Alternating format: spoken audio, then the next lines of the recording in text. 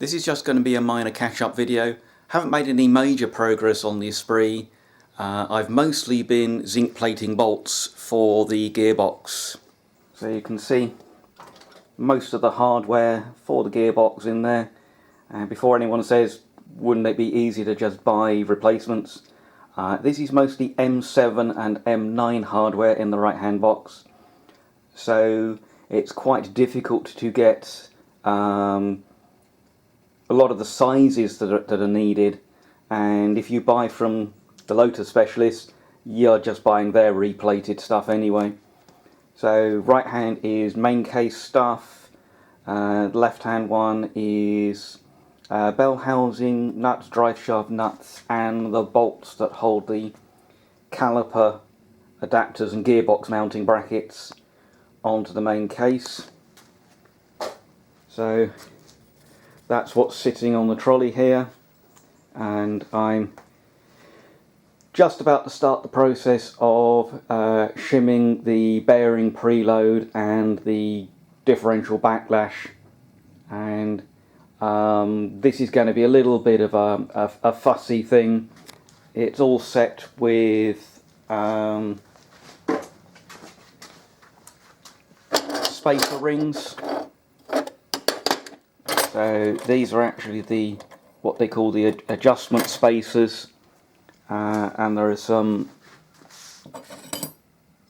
plain spacers. They're slightly different diameters. You're meant to fit the adjustment ones next to the bearings, but for practical purposes I'm not sure it entirely matters. So I've got the shims from 3 different gearboxes, and so hopefully between those I can set this side. Obviously sets the backlash, the engagement between the pinion and the ring gear, and then the combination of that with this side sets the preload. And you know, the procedure for this is you do it by setting the preload first, and then you redistribute the total width of spacers to set the backlash, which is absolutely fine if you're working in a Citroen main dealer back in the day with a complete selection of the precision spacers, or a Lotus specialist, or you're a guy called Harry Martins who's the Citroen gearbox specialist over in the Netherlands.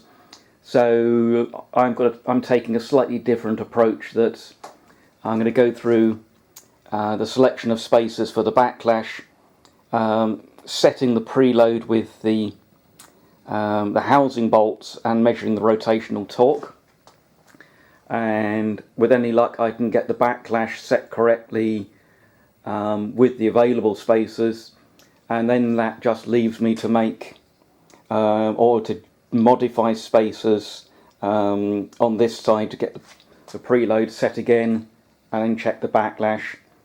So hopefully that will be the minimum number of messing around with adjusting spacers, and if I'm really lucky then I'll get into the right range with the spacers I've got. So what else have I been doing?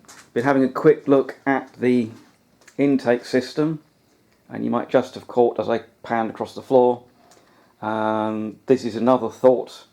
These are a pair of throttle bodies and crossover throttle linkage from a 300ZX,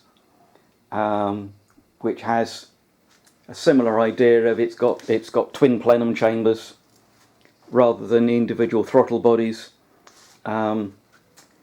Turns out that my mandrel bends were bent on a rather worn out mandrel and have got quite a reduction in section on the bend there.